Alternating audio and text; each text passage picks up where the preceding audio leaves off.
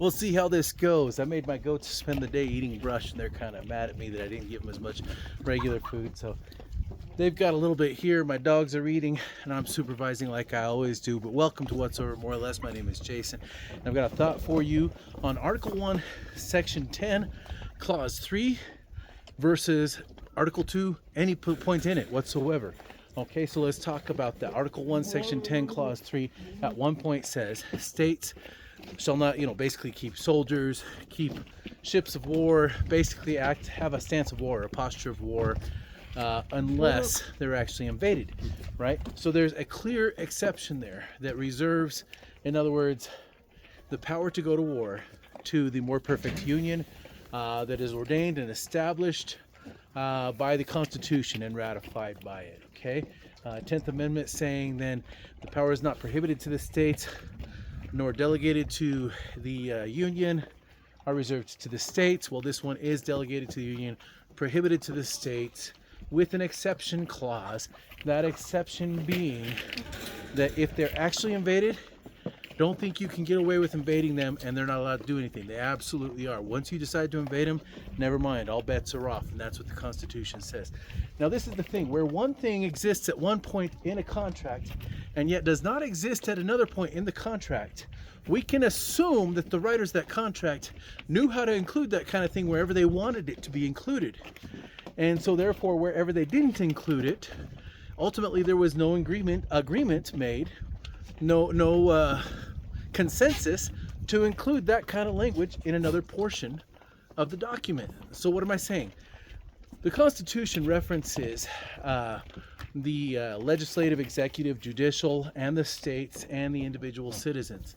And here's what's going on. You've got a clear restriction on the states, or a clear conditionality before they're allowed to do something.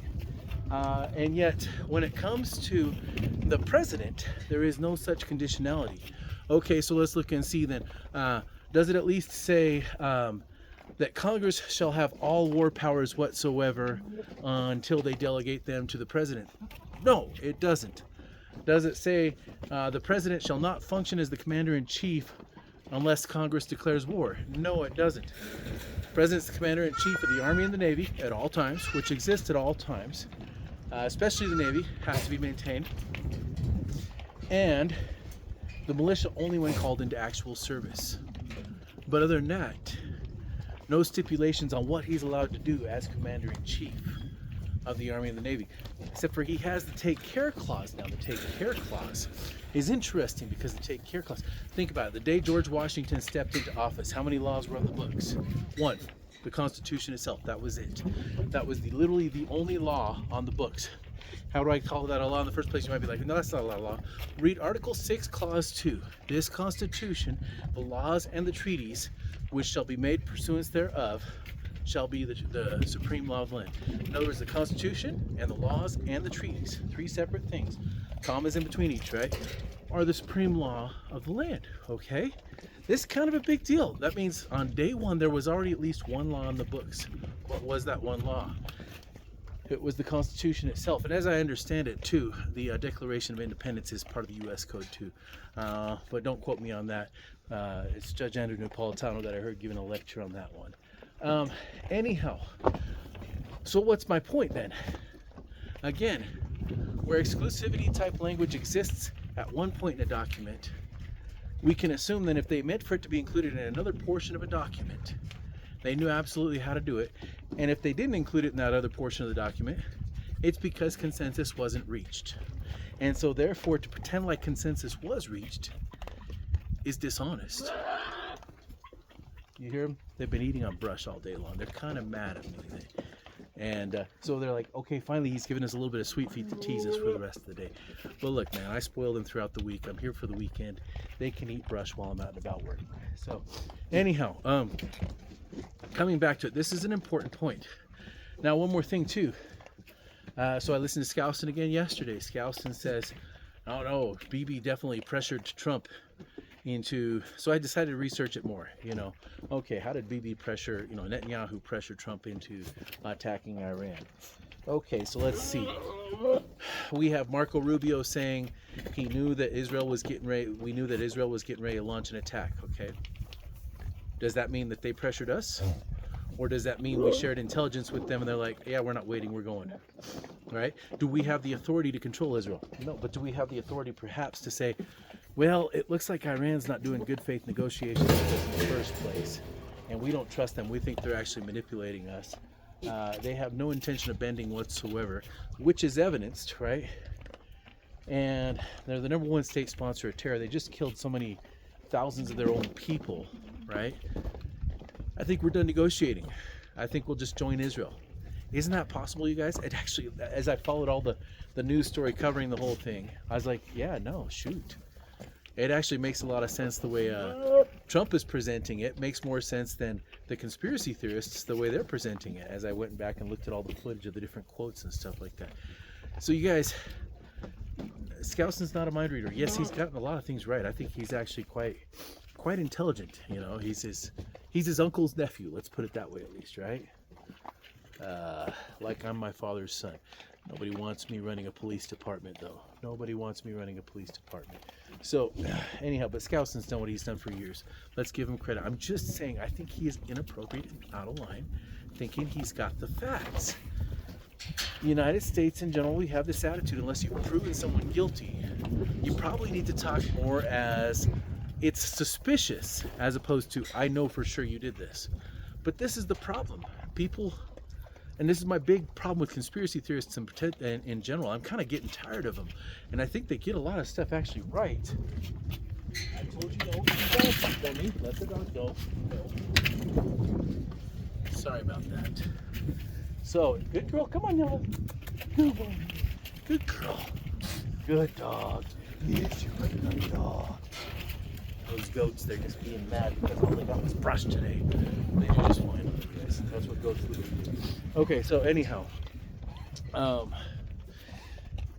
I think that these conspiracy theorists, it's good. It's good to be suspicious. When I was a kid, I drove around with my dad in his squad car. He would occasionally look at something and say, "That's suspicious looking, Jason," right? And he'd check it out. Now, it wasn't always something off. Sometimes it was just perfectly innocent, something that was going on. But sometimes he was absolutely right. Ask any cop. Where there's reasonable suspicion, a lot of times they're right, but not always, right? This is my problem with Skousen. It's and the way people are reading the Constitution. Yes, Jefferson had his views, but Hamilton had his other views. By the way, here's another point. I'm sorry, I'm kind of all over the place, but it's been a long day and I've been working hard. No, Terrence. Don't do it, dude. Is that, I was reading President Benson, The Proper Role of Government, which I recommend, especially in light of the New York City socialism that's growing. And anyhow, he says, I consider us in a constant state of war with a global communist conspiracy. Now that's a very interesting thing. We're in a state of war. Look up Hamilton's examination number 1 after the Barbary Pirates incident, where Jefferson only did enough to stop the attack, then went and asked Congress for permission to continue dealing with them. Hamilton's like, what are you doing, dude? A declaration of war becomes completely unnecessary. Once another side has already declared war against us, just take them out, dude. Just go deal with them, right? Which, by the way, President Benson advocates for that type of attitude too. I highly recommend the book An Enemy Hath Done This. But, so he says, this was back in the 60s, he says, I consider us in a constant state of war with a global communist conspiracy, right?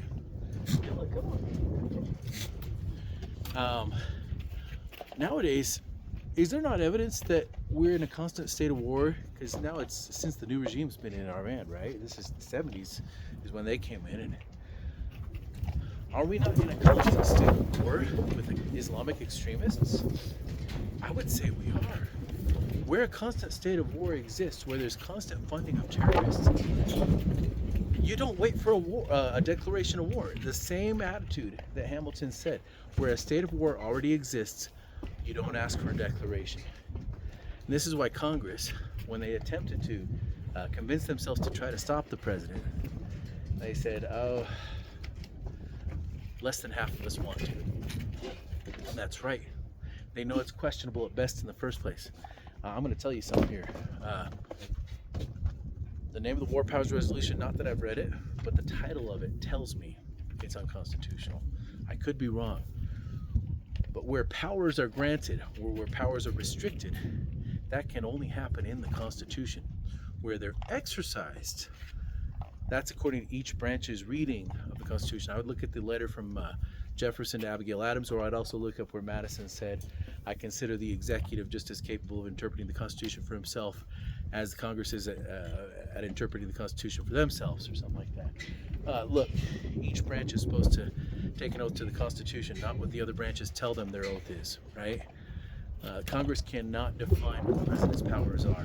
The president cannot define what Congress's powers are. The judicial branch cannot define them either. None of them, right? This is the truth. Read the Constitution. Please find where any one branch is allowed to define the other branch's powers. There's one point, Article 3, Section 2, Clause 2, the exceptions clause. And at that point, Congress may decide specifically to limit the Supreme Court where their jurisdiction is, which Congress was given the duty to create other courts as necessary, right? So, anyhow, I'm just getting a little bit tired of this divisiveness, and I've got one more big suspicion I'm going to put out there, you guys. Particularly, they're the two guys that I've really liked in the past that are really driving me crazy on this one because they're acting like they know everything, and they're not being very kind of humble in their approach to discussing this. And that's Ron Paul and Joel Skousen, two former candidates for president. You know, the 12th Amendment was made for a reason, you guys. A lot of times when one candidate runs for president and then loses, right, he becomes like impossible to work with for the guy who actually did win, right? Even if they pretend to be nice, at some point they'll find any excuse to contradict him, okay? And I can't help but suspect that. You know, and maybe Skousen probably should just have not run for president, you know, if he wants to keep being a media guy, because it diminishes his credibility. That's the honest truth of it. Just a thought. So, look, this is just me analyzing. I'm all hyped up on caffeine, tired. I've got too much work that I'm doing lately, too much that's gone on this year. But I study the Constitution daily. And again, my main point I started off with was Article 1, Section 10, Clause 3. Article 1, Section 10, Clause 3 shows us that at the time they wrote the Constitution, they had in mind including prohibitions with exceptions or conditional options, right? And yet they did not include that at all in Article 2 with the President's Commander-in-Chief duties. And again, we know already from the notes of the Constitutional Convention, they literally changed the verb from make war in Article 1, Section 8, Clause 3 to declare war. In other words, basically what happened is Article 1, Section 8, Clause 3 became the backup plan, not the primary plan, okay? So in other words, if the President isn't already taking action against someone he should be taking action against, then the Congress can, by his take care clause, compel him by passing a law saying, we declare war on this nation. And then the president, by his take care duty, if that law passes, has to deal with it. That's all. That's the most obvious reading of the Constitution. I've had some people use some F-bombs and say, you don't know what the F you're talking about, all that kind of stuff, on some of the videos I've made in the past. I read the Constitution every day. I invited him. I said, please prove me wrong. Please, through the text of the Constitution, prove me wrong. Not through some opinion of one of the framers of the Constitution or somebody who lived at the time or something like that. It's really interesting. Once you actually study the actual document, there are principles you will find. And once again, I'm going to point out this principle. Common defense, you find it fail-safe after fail-safe after fail-safe. In other words, it's so secure. Like if the president fails to deal with it, Congress can send him anyhow. And then if an attack happens through a certain state anyhow, rather than the state having to wait for permission from the president to deal with it, they just deal with it. And I'm going to point out one more here. Article 4, Section 4, people think, okay, president can't stop domestic violence in a state unless there's application from the legislature or the governor of that state. That's a ridiculous idea. The president has a take care clause. And where domestic tranquility does not exist, period, whether or not there's an application from the governor, because again, we have to remember the Constitution it self-declares itself a law, okay, and he has to take care to make sure the laws are faithfully executed. Say for example, there's an attack on the capital of that state. The governor can't make application, the Congress can't make application. Okay, well, the president's sitting there twiddling his thumbs waiting while they're just getting beaten down. Come on, that's the stupidest thing I've ever heard. Domestic violence meaning, in other words, that it was instigated